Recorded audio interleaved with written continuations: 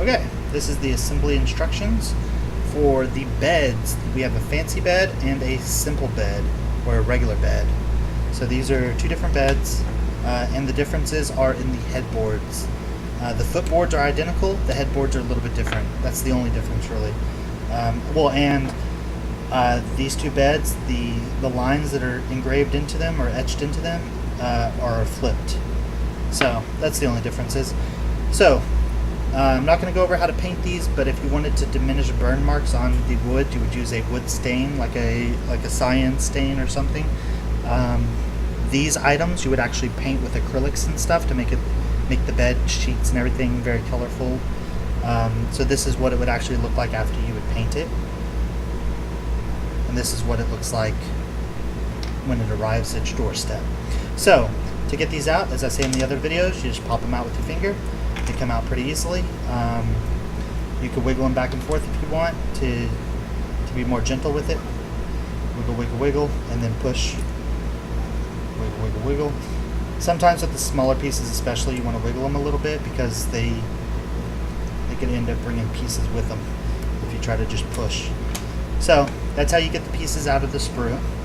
So we'll set that to the side. So once they're out, everything will have a sprue mark where it was connected to the sprue. So you're going to want to trim that up just with a hobby knife or a file.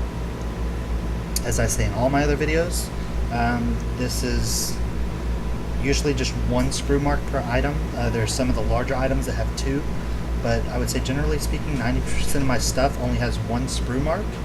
So you would just trim that up with a hobby knife like this.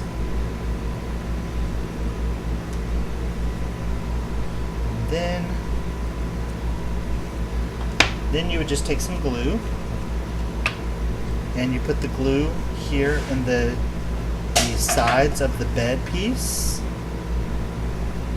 like so, and then you put the headboard and footboard on, like so. So the headboard goes on here, and then the footboard has the rounded pieces on the end. Now it just goes on the end piece here, like that, and that's pretty much it.